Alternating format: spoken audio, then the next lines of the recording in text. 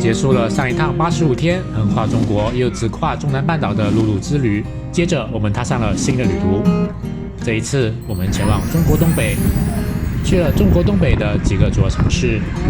接着，我们从沈阳飞往韩国，以超龄的局外人心态去看看带领近10年年轻人审美潮流的城市首尔。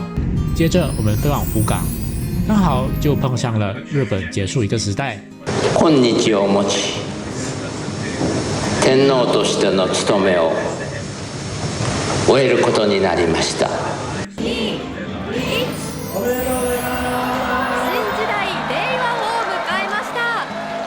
万万没想到，在这个时候来到福冈，还居然特别有意义，因为新年号令和，也就是 Reiwa 这个年号，就跟福冈的历史、地理都息息相关。除此之外，我们还终于第一次碰上了一直想看的日式流行庆典。所以接连2天，整个福冈的大街都在喜庆的气氛中。在长崎，我们还难得的看到古帆船出现在海港的场面，感觉像是穿越了时空，回到了18世纪的港口。这一趟旅途总计68天，走了18个城市。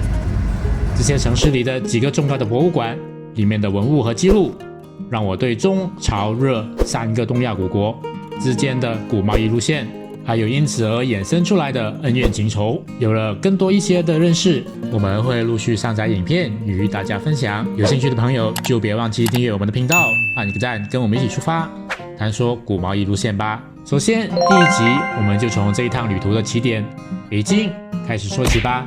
我们乘坐的航班从吉隆坡出发，来到北京已经是深夜2点钟，最便宜的航班就有最深夜的抵达时间。从机场坐计程车到这一次入住的廉价酒店，已经是凌晨3点钟。入住的是金春酒店，地点在北京地铁5号线的东四地铁站第一出口的后面角落，从大街上不太看得到，非常低调，设施比较残旧，所以其实也可以说算是宾馆。你 book 嘅係麗晶大賓館。shit。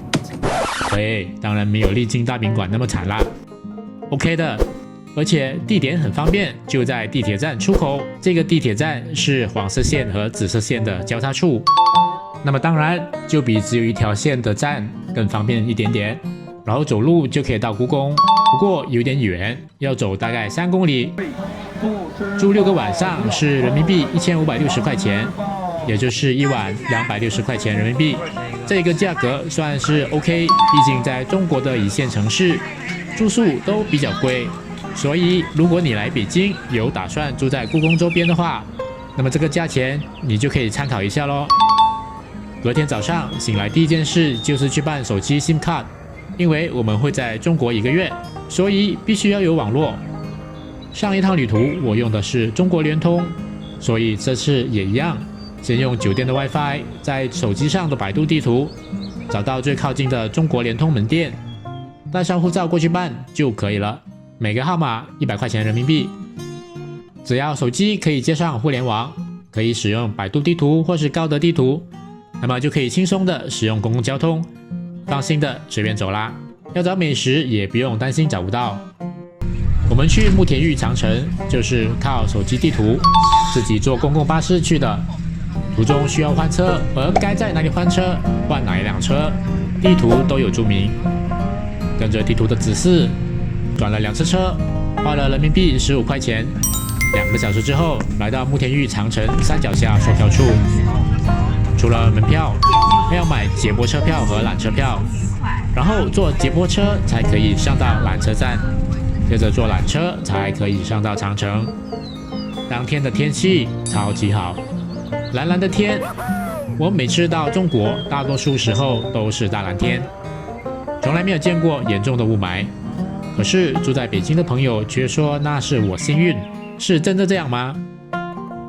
在这里还看到所谓的野长城，其实明代长城到今天也已经600多年。我们看到的那些状况良好的长城，都是经过积极的维护和修复。从城楼爬出去就可以看到600岁的老建筑，如果没有经过修复，会是什么样？听说有不少本地人会以探索野长城为乐，不过这确实是一项有一定危险性的活动，咪咪，因为长城都建在山脊上，一不小心会摔下山的。来的时候很容易，可是回程就比较不方便，因为在郊外要等公车有点难度。记得当时是坐了一辆路过的载客面包车，才回到怀柔巴士站，然后才可以继续坐公共巴士回去酒店。另外的一天，我们是去了颐和园。颐和园坐地铁就可以到，更方便。本来不知道，原来颐和园有那么辽阔的湖景。3月初来到，空气冷冷的，好多地方都还结冰，很漂亮。应该四季都会有不同的景色，要山有山，要湖有湖。湖中间的建筑在雾气之间若隐若现，意境就像水墨画一样，大气的来，又有这样雅致的意境，不愧是东亚最大帝国的王家园林。颐和园很大很大，在抵达湖边以前还要爬不少上坡路，走起来相当的耗体力，建议大家带些水果、巧克力、包子之类，来这里坐在湖边吃，可以补充体力，也不用匆匆忙忙的又要跑到外头去解决午餐。我们带的是在这间曾盛奎小吃买的，这是一间在胡同里的清真早餐店，大清早就有人在排队，有这一区的老街坊，也有不少慕名而来的外地游客，带着好奇心来到，带着暖暖的饱腹离开。招牌的糖油饼果然好吃，吃饱了也想试试他们的牛肉包子，就打包了带到颐和园当午餐。这个曾盛奎小吃对面还有个小小的传统菜市场，附近的街坊老人家都拉着菜篮子，带着宠物狗来买菜。这一带都是老房子，是还有居民在住的胡同。说到吃，就顺便把这一次吃过的都记录一下。喜欢吃巴古德或者是贵杂的，就不要错过北京的卤煮啦。到北京的第一个晚上就去的这家，是在大栅栏的门框胡同里面，门牌19号，上面有招牌写着门框卤煮总店，始于1902年，是过百年的小吃了。厚厚浓浓的卤汤，还有猪杂，在冷冷的北京来上一碗，有多么舒服，就不用多费唇舌去形容啦。这样一碗是25块钱。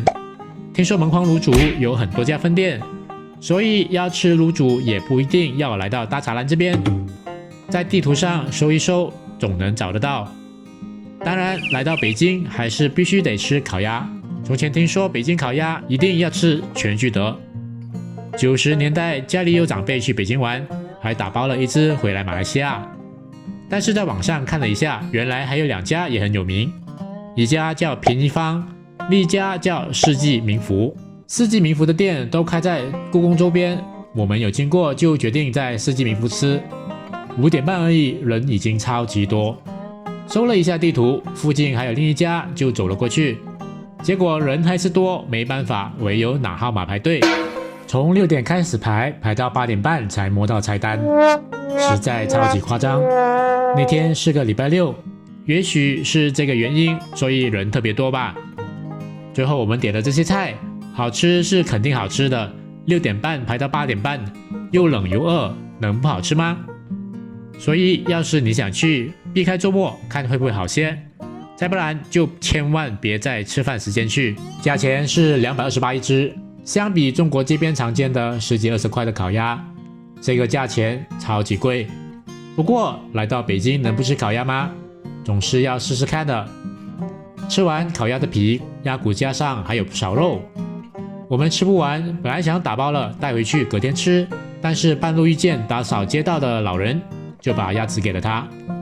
其实排队2个小时，我们还不止排这一次，刚好去故宫那天是3月5日，那么巧碰上人民大会，天安门的安检超级严格，这个我们也排了2个小时。我们原本仗着在北京6天，一直拖，一时嫌天气不好，一时嫌游客太多，拖到最后一天才去，结果时间都花在排队上面去了。但是这天的天气是真的非常好，大太阳、大蓝天，还有微微的风，很舒服。春节期间来故宫，故宫策划了皇家过节的特展，展出大清皇宫过年使用的器具和仪式，展品丰富，介绍的很详细。这些都是大清皇室过年使用的宫灯，每个都有1米高，上面有寓意吉祥的图案和祝福。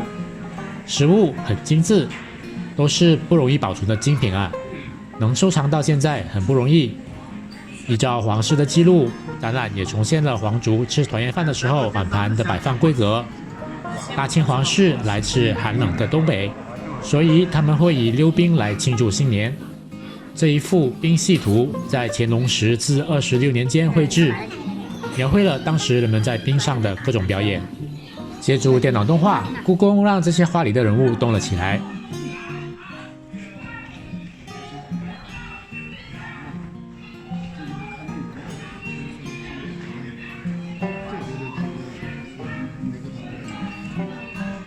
在故宫至少要安排1整天。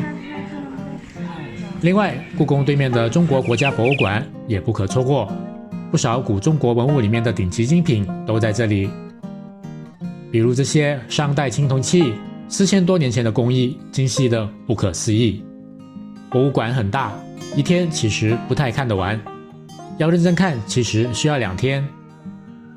还有见到这一幅画，画中间这个皮肤黝黑的人物是琅琊修国使，也就是朗嘎苏嘎，是一个马来地区的古国，信奉印度教或佛教。